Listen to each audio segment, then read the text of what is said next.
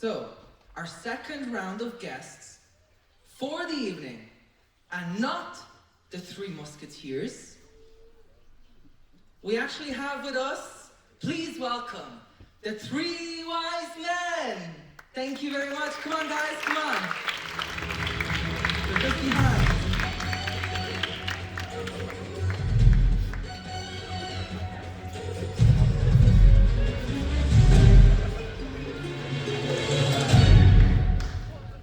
Keep going, come on, guys, faster, faster.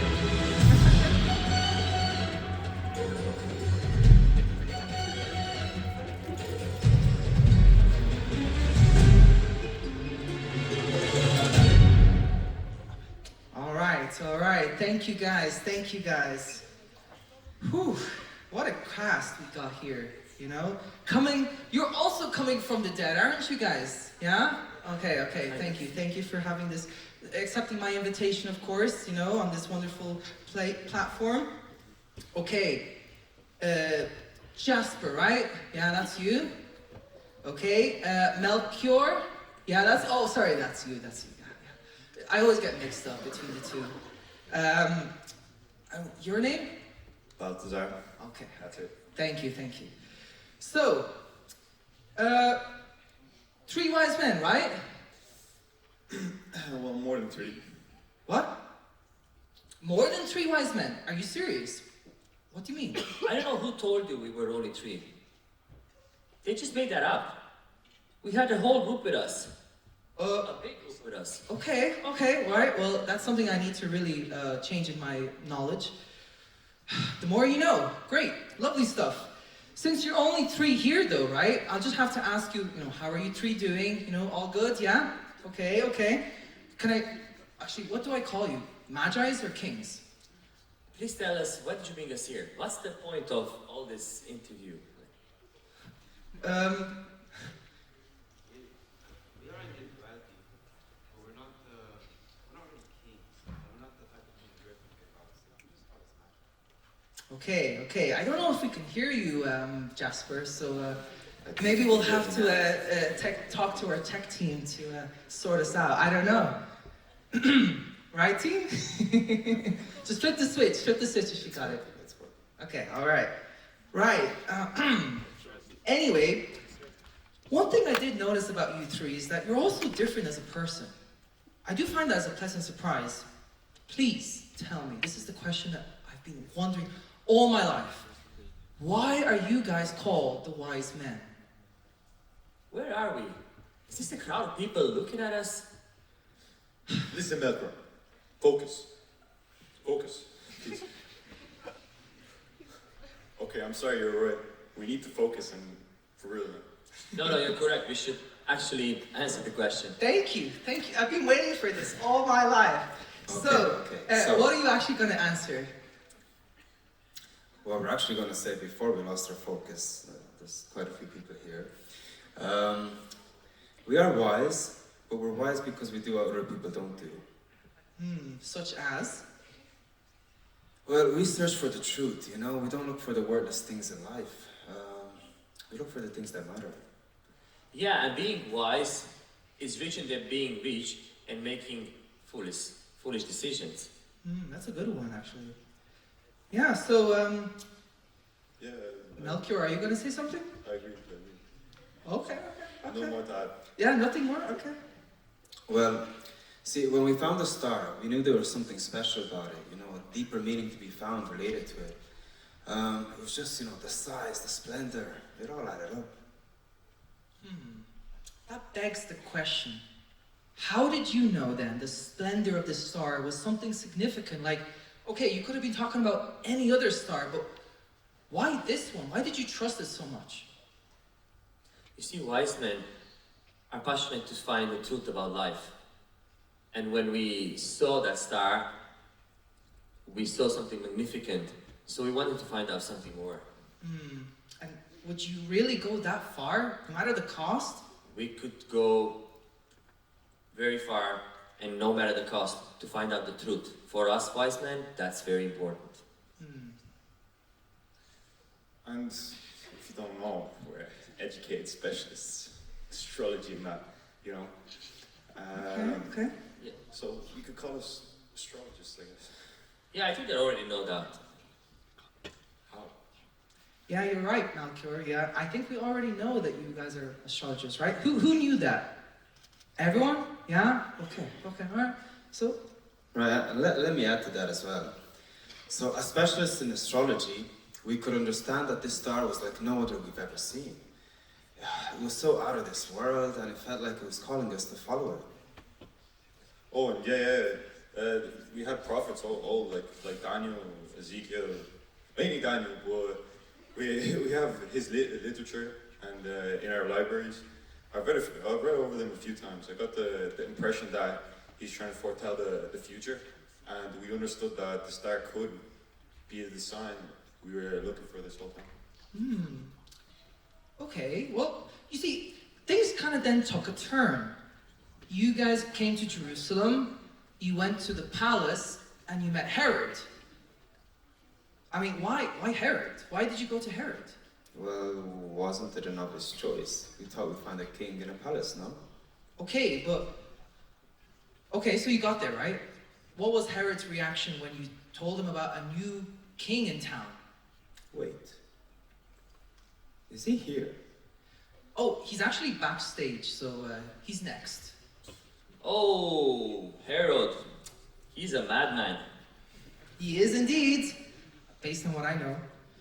Just living, walking contradiction.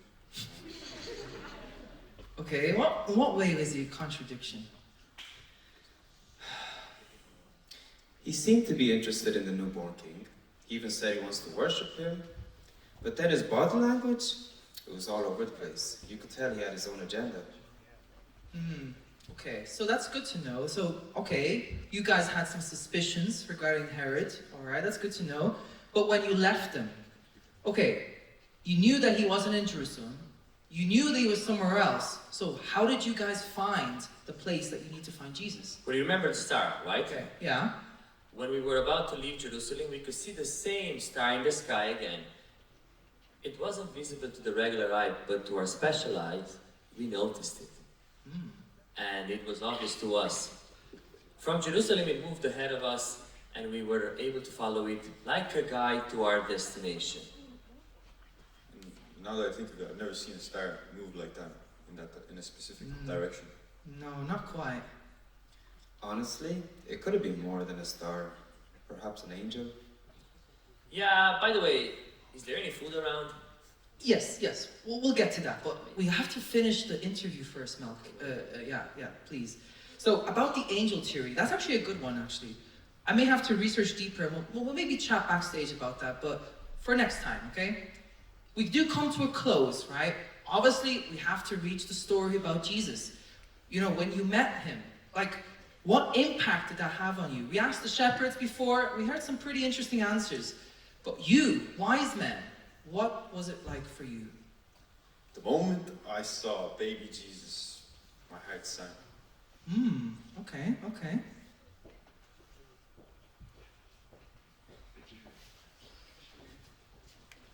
Oh, it was the moment we reached what we have seen, what we've been searching for. Couldn't believe it. We could finally see what we've been searching for so many years, and from all the astrology and everything, and all the promise. What did you see in him? I saw the promise that God gave to us. Like the peace, the joy, the promise, the purpose, all in a baby. Isn't that crazy? And then if you were to go further and deeper into what was next, you know, maybe Jasper, could you tell us more? See, what was even more captivating was that after seeing the baby, and I'm being honest with you, my first instinct was just to simply like kneel down on the ground and bow before him. But could you look back and understand why you do that? I mean, guys, you're like Gentiles, you know that? So you have nothing to do with this. So if you're Gentiles, why would you bow before a foreign god, a Hebrew god? Well, in the presence of the divine Hebrew God, living in the flesh just like my own, it was never about me, you know, it was all about him. His majesty, and his splendor was of a different kind of king than I've ever met. Exactly. He was not a king who brought fear. It was a humble king, born in a manger. And when we entered the same room where he was, my eyes just lit up. The peace flooded my body, and my hairs, my arms lit up with goosebumps. Oh, okay, so you have quite an experience then. But I also have to ask about those gifts, okay? Why did you bring gifts to a baby? I mean, what is he gonna do with them? The point is not that he's a baby, but the fact that us Magi couldn't come to a king empty-handed. We brought gifts fit for a king, each of them having a purpose. Indeed we did. See, pure gold is our way of honoring his kingship, and only real kings receive pure gold. While frankincense represented Jesus as the high priest. And finally, actually, what was it again? Let me give you a hint, okay? Listen carefully. It starts with M. It started with M, more, mo. Thank you, Melchior. I knew it was Mir. Thank you. Okay, Alright. okay. So tell us more, Jasper, okay? What was the third one? What did the third one actually mean? So, the third one, which is the mirror, was to anoint baby Jesus. The mirror is actually a symbol that associates with death. We didn't know that was going to happen. As in, like, the fact that, like, okay, it was kind of like a prophecy towards what was going to happen, but they actually didn't know themselves how it would happen. Very interesting. Right, that's very insightful to hear how you decided those gifts, because, you know, obviously gold was very, very valuable back then, so, I mean, you guys had plenty of that, I'm sure.